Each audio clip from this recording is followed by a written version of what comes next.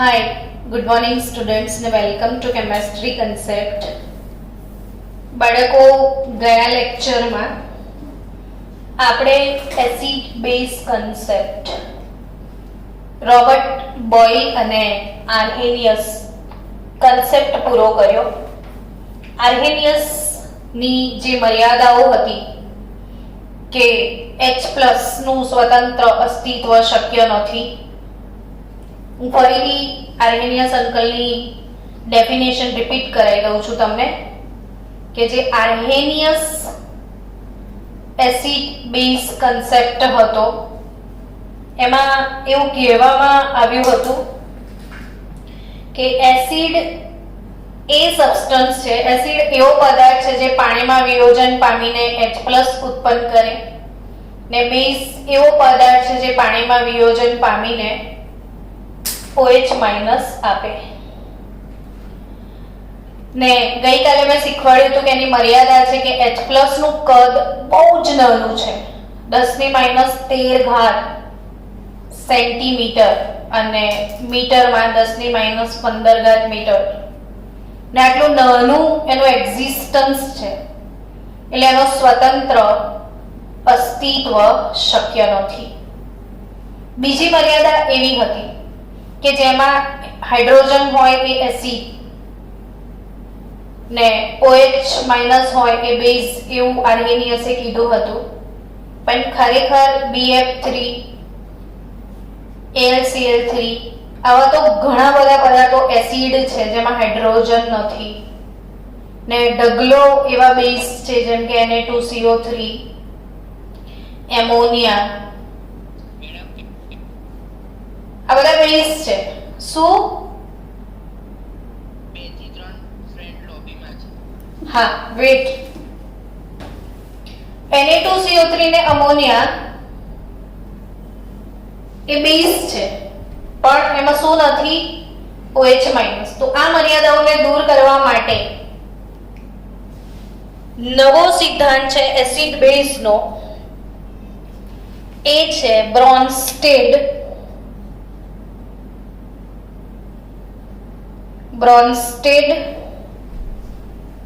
અને Lowry. Bronsted અને Lowry concept of acid and base. તો એસિડ બેઝ માટે બ્રોન્સ્ટેડ લોરી સિદ્ધાંતની વ્યાખ્યા શું છે? એકચ્યુઅલી આર્હેનિયસની મર્યાદાઓ શું હતી? બાળકો જાગો છો ને, બધા સાંભળી રહ્યા છો ને મજાથી? હા, તો એસિડની આર્હેનિયસની મર્યાદા શું હતી કે એમણે H+ ની વાત કરી, OH- ની વાત કરી, એટલે આ લોકોએ એવું કીધું કે હાઇડ્રોજન પાણીમાં ઉત્પન્ન કરે એ એસિડ ને OH- ઉત્પન્ન કરે એ બેઝ ને અહીંયા એની મર્યાદા નીકળી કે OH નથી તો બી બેઝ છે, H નથી તો બી એસિડ છે. એટલે બ્રોન્સ્ટેડ લોરીએ થોડોક અજીબ ટ્રાય કર્યો કે ચલો આપણે OH ને નીકાળી દઈએ. એટલે એમનો કન્સેપ્ટ કેવો હતો? 1923માં બ્રોન્સ્ટેડ લોરીએ આ કન્સેપ્ટ રજૂ કર્યો હતો અને એમણે એ સિદ્ધાંતમાં એવું કીધું છે કે એસિડ એવો પદાર્થ છે, એસિડ એવો પદાર્થ કે જે પ્રોટોનનું દાન કરે. એસિડ એવો પદાર્થ કે જે પ્રોટોનનું દાન કરે. ને બેઝ કોને કહેવાનું? તો કે બેઝ એટલે એવો પદાર્થ કે જે પ્રોટોન નો સ્વીકાર કરે. એટલે પાણીમાં એનું સ્વતંત્ર અસ્તિત્વ છે કે નહીં, પાણી નાખવું પડે કે ના નાખવું પડે, બધી ભૂમિકાઓ કેન્સલ થઈ ગઈ અહીંયા. અને અહીંયા એમણે શોર્ટકટ માર્યો. બ્રોન્સ્ટેડ અને લોરીએ વ્યાખ્યા બદલી નાખી. સમજો બાળકો, બહુ જ સરસ વ્યાખ્યા બદલી નાખી છે એમણે કે એસિડ એવો પદાર્થ છે કે જે પ્રોટોનનું દાન કરે. એસિડ એવો પદાર્થ છે કે જે પ્રોટોનનું દાન કરે અને બેઝ એવો પદાર્થ છે કે જે પ્રોટોનનો સ્વીકાર કરે. તો એસિડ પ્રોટોનનું દાન કરે, બેઝ પ્રોટોનનો સ્વીકાર કરે. હવે આ સમજાવો, પ્રોટોન કોને કહીએ છીએ? બોલો તો બચ્ચાઓ, પ્રોટોન કોને કહીએ છીએ આપણે? H+ ને આન્સર કોણ આપ્યો? હો, પ્રોટોન કોને કહીએ છીએ? H+ ને. તો એસિડ એ કે જે પ્રોટોનનું દાન કરે. હવે એના ઉદાહરણ લઈએ આપણે કે HCl. અહીંથી ઘણા બધા પ્રશ્નો નીટજીમાં 100% હશે. HCl એક એસિડ છે, તમે જાણો છો. એમાં જો પાણી ઉમેરવામાં આવે તો HCl માંથી પ્રોટોનનું દાન H2O માં થાય, એટલે તમને ખબર છે કે H3O+ બનશે. આ જે H+ છે એ પાણી સાથે જોડાશે, H3O+ બનશે અને Cl- છૂટો પડશે.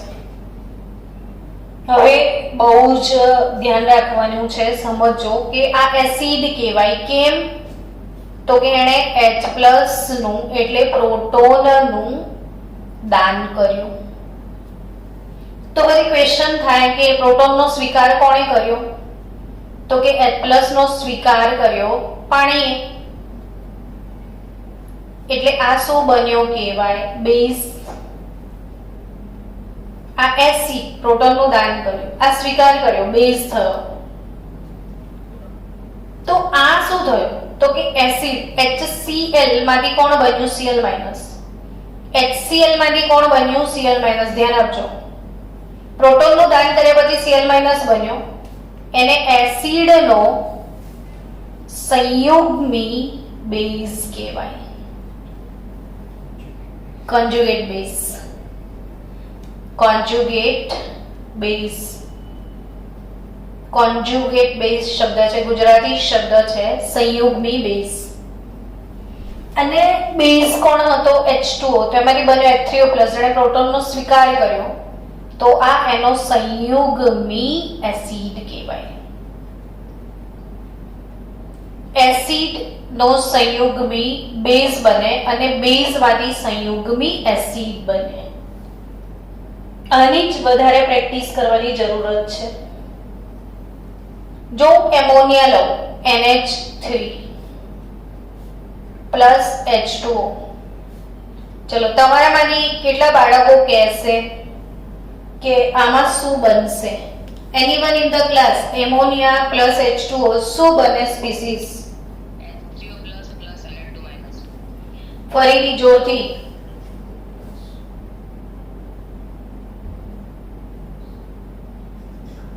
શું બનશે? NH2++OH-. યસ. કોણ બોલ્યો? આન્સર કોણે આપ્યો? Prashil. That's very nice answer. Ammonia એ બેઝ છે. એમોનિયા એ બેઝ છે. જો N એની જોડે 3 હાઇડ્રોજન ને એના ઉપર એક અબંધકારક ઇલેક્ટ્રોન યુગ્મ હોય છે. આ રીતે એમોનિયા લખાય. તમે નોટમાં આજે 5 ટાઈમ અમોનિયા લખવાની પ્રેક્ટિસ કરજો. કે નાઇટ્રોજન છે, નાઇટ્રોજન. નાઇટ્રોજનની છેલ્લી કક્ષામાં 1, 2, 3, 4 અને 5 ઇલેક્ટ્રોન હોય છે. નાઇટ્રોજનની છેલ્લી કક્ષામાં કેટલા ઇલેક્ટ્રોન હોય છે? 5. એ નાઇટ્રોજન હાઇડ્રોજન સાથે એક ઇલેક્ટ્રોનની ભાગીદારી કરે છે. એટલે 3 બંધનકારક ઇલેક્ટ્રોન યુગ્મ અને આ અબંધકારક એટલે લોન પેર જેને કહેવાય એની પાસે પડી હોય છે. અને આ એમોનિયા પાણીમાંથી પ્રોટોનનો સ્વીકાર કરે છે, એટલે આ બેઝ છે. અહીંયા પ્રોટોનનો સ્વીકાર થાય છે ને અહીં H, અહીંયા પાણી પ્રોટોનનું દાન કરે છે, એટલે પાણી એસિડ બને છે. જોયું તમે પાણીનો સ્વભાવ? Adjust everywhere. સામે એસિડ તો આપણે બેઝ, સામે બેઝ તો આપણે એસિડ. આ બેઝ છે, પ્રોટોનનો સ્વીકાર કર્યો છે એટલે ત્યાં બનશે NH4 પ્લસ અને પાણી દાન કરે છે પ્રોટોનનું OH માઇનસ. હવે સમજો કે આ જે બેઝ છે એ બેઝમાંથી શું બન્યો? આ એનો સંયુગ્મી એસિડ. ને એસિડમાંથી શું બન્યો? તો એનો સંયુગ્મી બેઝ. આ બેઝ થી કોન્જ્યુગેટ એસિડ, એસિડ થી કોન્જ્યુગેટ બેઝ. સમજી રહ્યા છો બાળકો? હલો, સમજ પડે છે? હા યા ના? જવાબ આપજો ફાસ્ટ. Yes ma'am. ઓકે, ચલો હું એક એસિડ લખું ને તમે નામ બોલશો, મને વિશ્વાસ છે કોઈ એક તો એનો જવાબ આપશે. કયો એસિડ છે આ? Acetic acid. મસ્ત ક્લાસ છે મારો ગુજરાતી મીડિયમનો, ક્યુટ ક્લાસ છે આ વખતે. Acetic acid, acetic acid. આ એસિટિક એસિડમાં ચલો પાણી નાખો, શું બનવાનું છે એ જવાબ આપજો મને. ચલો ફાસ્ટ. यस, युकी ये कौन बोला?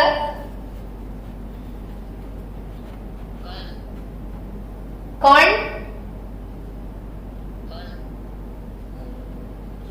ના સંભળાયું.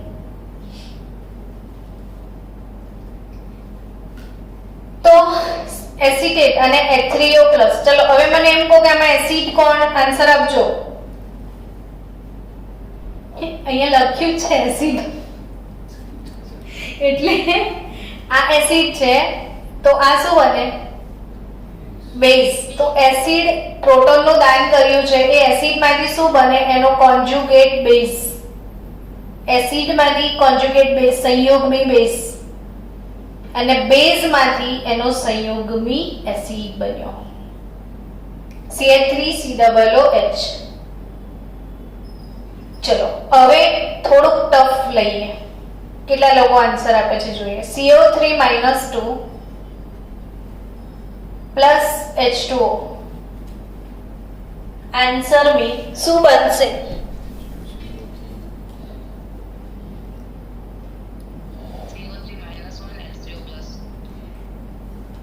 CO3-2 plus H2O. ફાસ્ટ सोचो. एक ही H2O आएगा. आंसर आने कंप्लीट कराओ. You are genius. So guys CO3-2 માં તો પ્રોટોન છે જ નહીં ને, તો એ તો પ્રોટોનનું દાન કરવાનો જ નથી, તો એ પ્રોટોનનો સ્વીકાર કરશે એટલે આ બેઝ કહેવાય. તો આ શું બનશે? એસિડ. હવે આ બેઝ એટલે શું? તો પ્રોટોનનો સ્વીકાર કરે છે. એટલે જ મેં તમને પહેલો વિડિયો ફોર્મ્યુલા ફોર્મેશન આપ્યો તો કે CO3-2 એમાં પ્રોટોનનો સ્વીકાર કરાવડાવો. શું બને? HCO3 બને. HCO3 ને આ +1 ને આ -2 તો -1 થઈ ગયું. HCO3- ને પ્લસ આણે પ્રોટોનનું દાન કર્યું છે તો આ OH- બનશે. એટલે CO3-2 બેઝ એને પ્રોટોનનો સ્વીકાર કર્યો છે એટલે બેઝ, ને પ્રોટોનનો સ્વીકાર કરે એ બેઝ, ને પ્રોટોનનું દાન કરે એ એસિડ, તો એસિડ H2O. હવે આ બેઝમાંથી આનો જે પણ બન્યો એ શું કહેવાય? સંયુગ્મી એસિડ કહેવાય. એટલે CO3-2 નો સંયુગ્મી એસિડ, આ કાર્બોનેટ છે, એનો સંયુગ્મી એસિડ બનશે બાયકાર્બોનેટ, અને આ એસિડ છે એનો સંયુગ્મી બેઝ થાય. સમજી રહ્યા છો? ચલો એવું જ સેમ ફરીથી HSO4 માઇનસ લઈએ ને એમાં H2O નાખીએ ને જે આન્સર આપશે મારું જીનિયસ વિદ્યાર્થી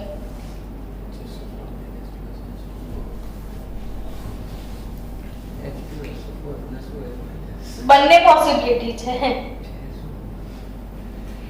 તો અગર આ પ્રોટોનનો સ્વીકાર કરે આ પ્રોટોનનો સ્વીકાર કરે આ પ્રોટોનનો શું કરે સ્વીકાર કરે તો એ એસિડ બની શકે આની પાસે બે ફેસિલિટી છે દાન પણ કરી શકે છે અને સ્વીકાર બી કરી શકે છે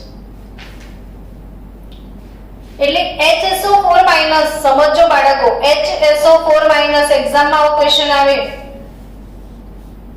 કે HSO4- ના સંયુગ્મી એસિડ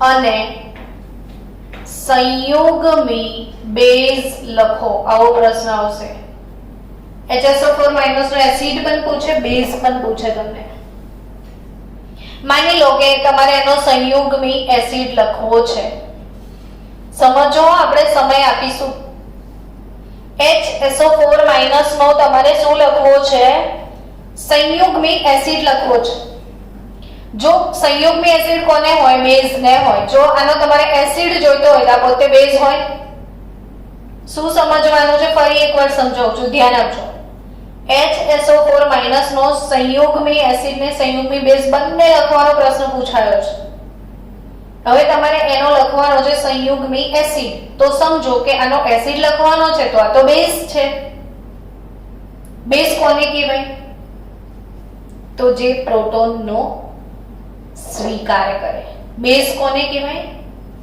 તો એ પ્રોટોનનો સ્વીકાર કરે તો HSO4- પ્લસ ફરીથી એક પ્રોટોન નાખી દો તો H2SO4 બની જાય તો HSO4- નો સંયુગ્મી એસિડ H2SO4 બને પણ જો એનો સંયુગ્મી બેઝ માંગ્યો છે તો આ પોતે એસિડ છે એવું કહેવાય એસિડ શું કરે તો કે એસિડ તો પ્રોટોનનું દાન કરે તો આ HSO4-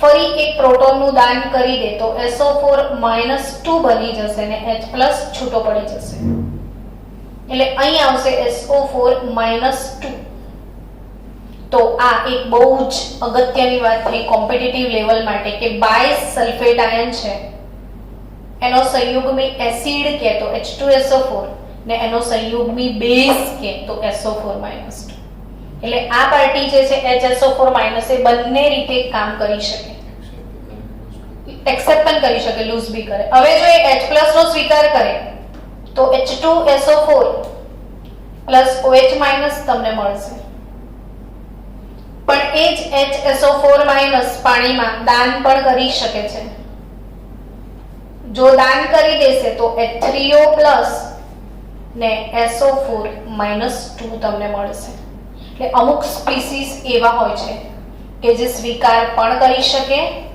અને દાન પણ કરી શકે બંને પોસિબિલિટી અવેલેબલ તમને કોઈ એમ કે એસિટિક એસિડ છે CH3COOH એનો તમને સંયુગ્મી એસિડ કોન્જુગેટ એસિડ ને કોન્જુગેટ બેઝ તમને માંગ્યો છે આવડે ખરો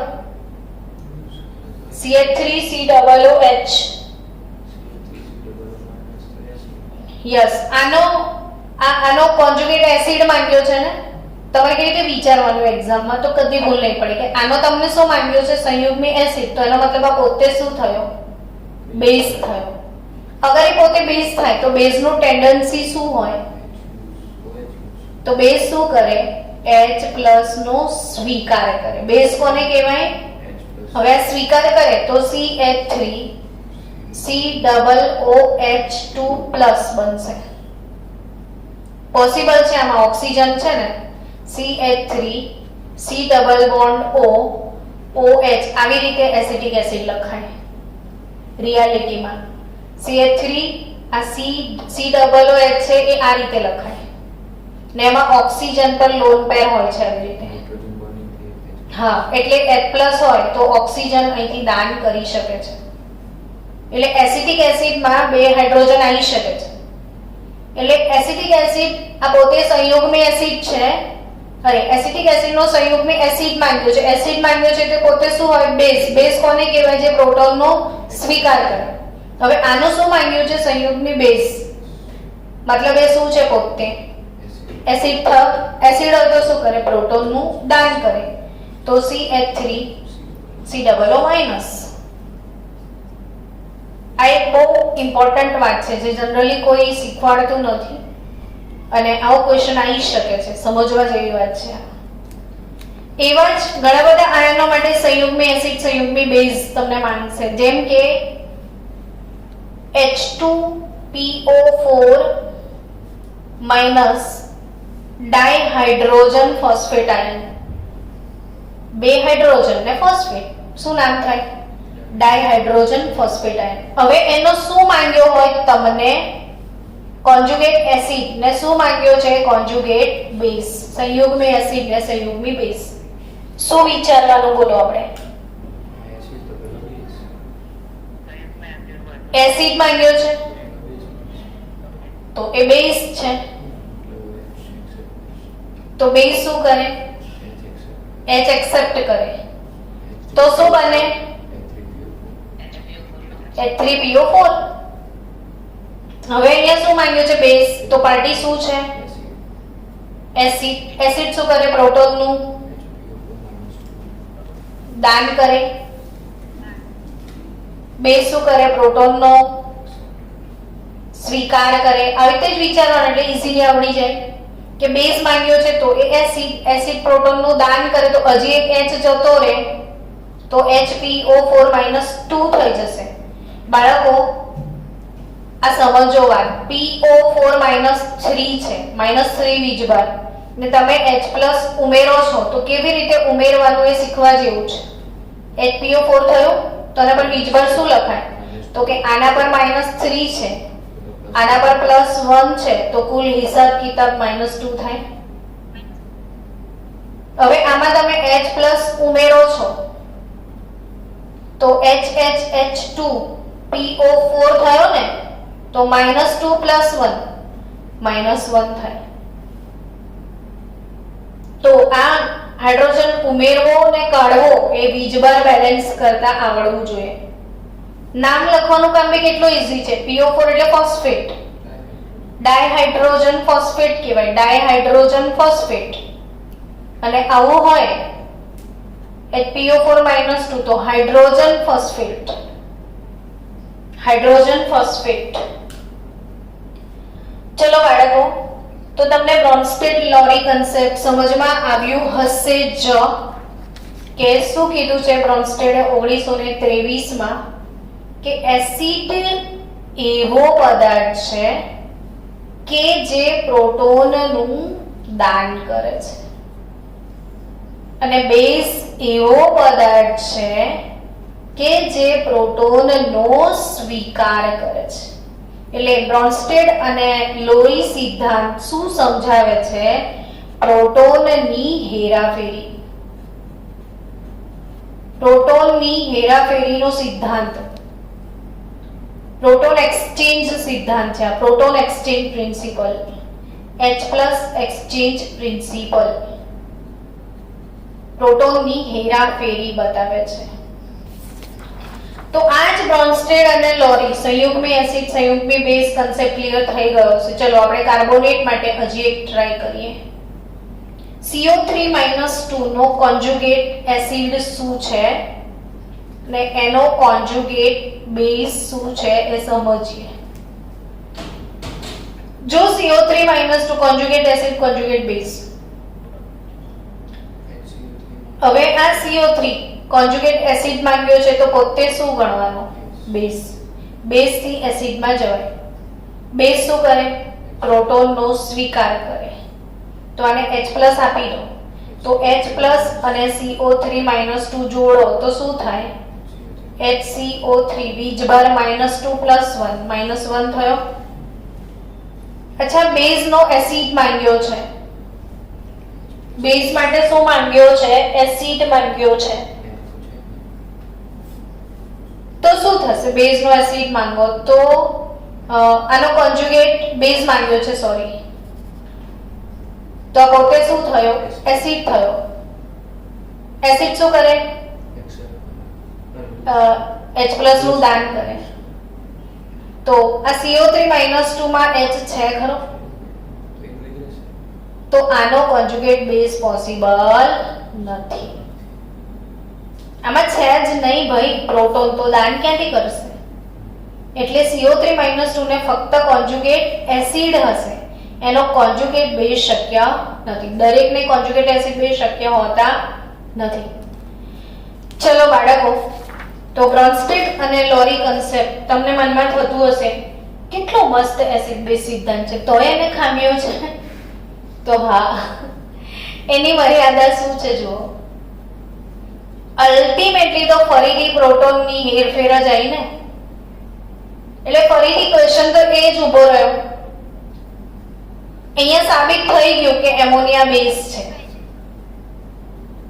સાબિત તો થઈ ગયું કે એમોનિયા બેઝ છે. કેવી રીતે સાબિત થયું એમોનિયા બેઝ છે? તો કે એમોનિયાએ પ્રોટોનનો સ્વીકાર કર્યો.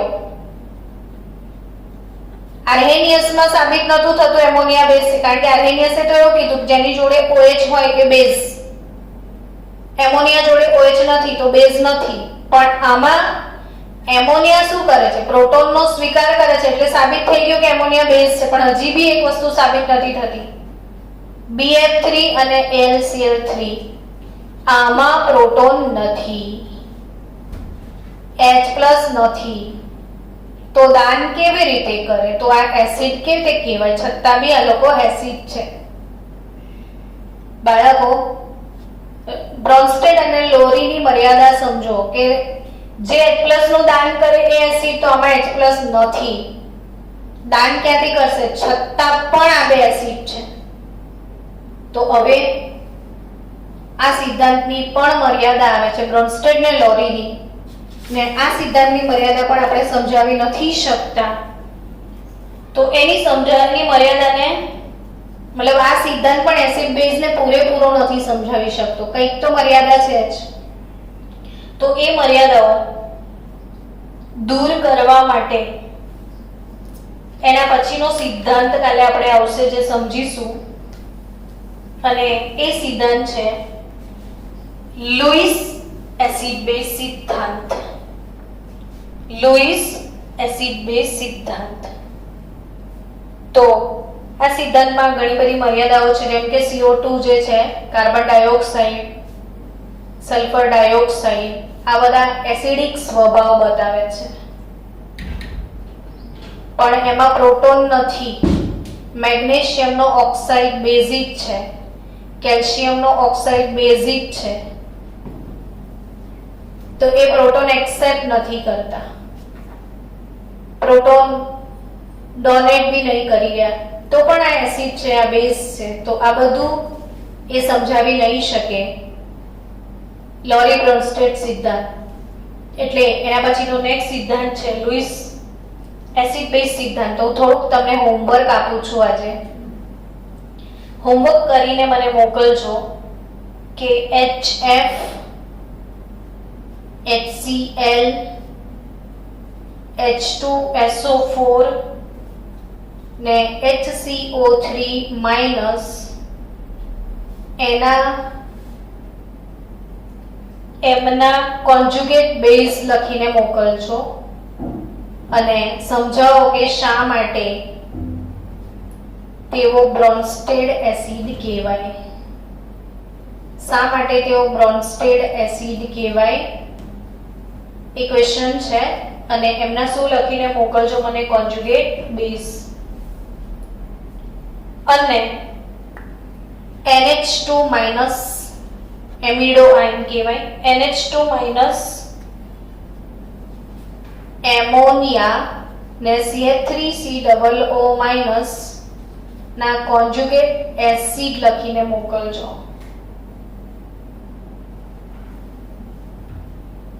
ને શા માટે એમને બ્રોન્સ્ટેડ બેઝ કહેવામાં આવે છે. શા માટે એમને બ્રોન્સ્ટેડ બેઝ કહેવાય એનો જવાબ આપજો અને એમના કોન્જ્યુગેટ એસિડ લખીને મોકલજો.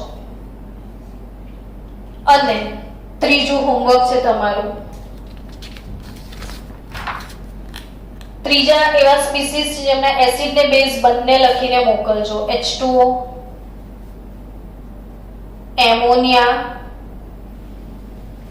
બાયકાર્બોનેટ ને બાયસલ્ફેટ. આના કોન્જ્યુગેટ એસિડ અને કોન્જ્યુગેટ બેઝ બંને લખીને મોકલજો. તો બાળકો, આપણે આવતીકાલે